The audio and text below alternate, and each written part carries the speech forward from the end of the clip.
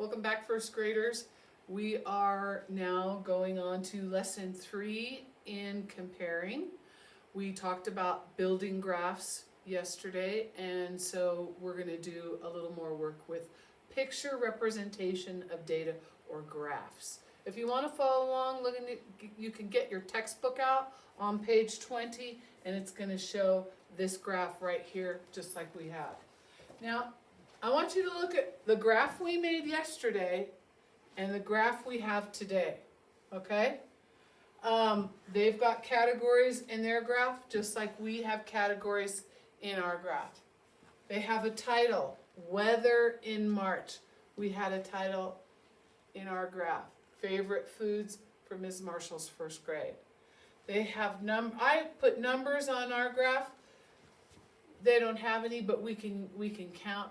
I used check marks to represent the number of items in each category. They've got really cool little pictures because these are a sun for sunny days, here's a raindrop for rainy days, and here's a cloud for cloudy days.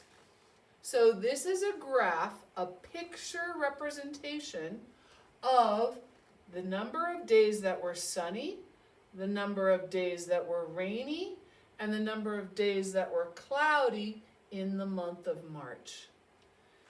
And it's a pretty cool way to look at the number of days that it was sunny, rainy, and cloudy in March all in one picture. So let's look at this and see what we can tell from this graph. Look at your paper if you want, or you can look up here. Were there more sunny days or were there more cloudy days? Well, here's sunny days, 1, 2, 3, 4, 5, 6, 7, 8. And here's cloudy days, 1, 2, 3, 4, 5, 6. Which one is greater? Is it cloudy days or sunny days? It's sunny, isn't it? Because there's 8 sunny days and 8 is bigger than 6. Which type of day were there the fewest of? Which one has the smallest number? Well, we can tell that right away. It's the rainy days. 1, 2, 3, 4, 5. There were 5 rainy days in March. And look at that. It's way small. It doesn't go as high as the sunny days do, nor the cloudy days. So there were less rainy days. How many more sunny days than rainy days were there? How many more sunny days than rainy days? Well, we counted this, but it seems to me we got 8. Let's count it again. 1, 2, 3, 4, 5, 6, 7, 8. I don't want you to write in your book. I'm just going to write on our dry erase board, okay? 8 sunny days. 1, 2, 3, 4, 5. 5 rainy days, and 1, 2, 3, 4, 5, 6 cloudy days. How many more sunny days than rainy days were there? How are we going to figure that out? Let's think. Put our thinking caps on. How many more sunny days than rainy days? There was 8 sunny days and 5 rainy days. We want to take away the rainy days from the sunny days to figure out what the difference is. And we know right away that 8 minus 5 equals 3. Okay? How many fewer cloudy days than sunny days were there? Well, here's the sunny days. How many fewer cloudy days were there? Take away 6. 8 minus 6. We know that right away. It's 2. Okay? So this is another graph, another picture representation of comparing sets or groups of things. All right, let's look at the next page. Turn your page to the next one. How we get to school. Now look at this graph. 3 categories. Here's the title, How We Get to School. So what can we tell from this graph? These are all the little students that are listed in here. Here are the categories. What does this one say? Bus, walk and bike. So some students take the bus, some students walk, and some ride their bike. Okay, and each one of these little pictures, little icons, stands for one child. Okay? How we get to school. How do most children get to school on this graph, in this representation? How do most children get to school? Which has the biggest number in it, the most students in it? Well, it's this category, isn't it? Because it goes all the way to the top. So most students walk. How do the fewest students get to school? The least amount of students, the smallest number. Which one is the smallest number on this graph?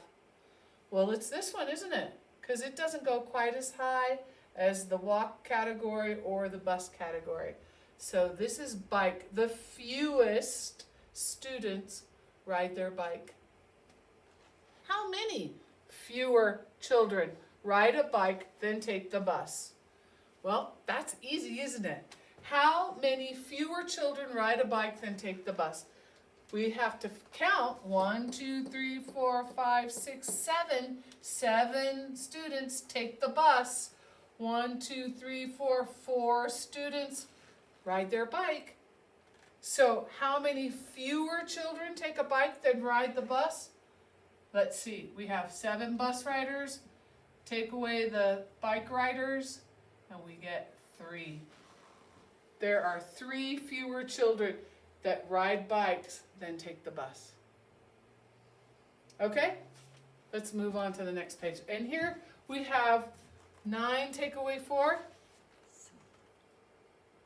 How many more children walk than ride a bike? I skipped that one, didn't I? I wondered where this 9 take away 4 from. So let's see. 9 students walk. 4 ride their bike. How many more children walk than ride a bike? Well, we have 9 students that walk, and we have 4 students that ride a bike. We know right away that's 5. So 5 more children walk than ride a bike. Okay? Good. Now, let's move on to the next graph.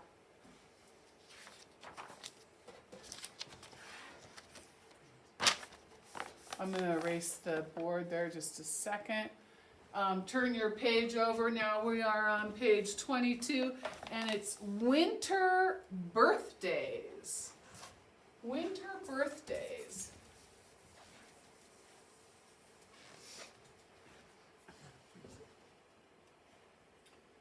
All right, now look at this. They moved the categories on us. They put the categories on the side instead of the bottom like we had before. But it's okay, because we still have the representation of the categories, January, February, March, and now the numbers would go this way if we had a number line underneath. Okay, so let's count them just so we know. 1, 2, 3, 4, 5. That's going to be 5 right here. 4, 3, 2, 1, 6, 7, 8, 9. If we were going to write the numbers on there. Okay, and that way you can easily see. Each balloon stands for one child. Winter birthdays, that's the title of our graph. And we have the winter months here, January, February, and March. Okay, so what month has the most birthdays? Which one has the most? Well, it's pretty easy to see, isn't it? This one goes all the way to the end. It goes all the way to 9. So this one, February, has the most birthdays. Which one has the fewest? Well, again, pretty easy to see. It's March. There's only 4 there. 4 March birthdays means it has the fewest birthdays. How many more students have birthdays in February than in January. Okay, now we have to think of an equation. Put your thinking cap on. How many more students have birthdays in February than in January? So February has 9 birthdays. January has 5 birthdays. We take away the January birthdays from the February birthdays, we get 4. So 4 more students have birthdays in February than in January. The last question is, how many fewer students have birthdays in March than in January? Well, let's see. January has 5 birthdays. March has 4. 5 take away 4 equals 1. 1 fewer student has a birthday in March than in January. Okay? A lot of us have birthdays in February is what this guy's saying. A lot of us have birthdays in February.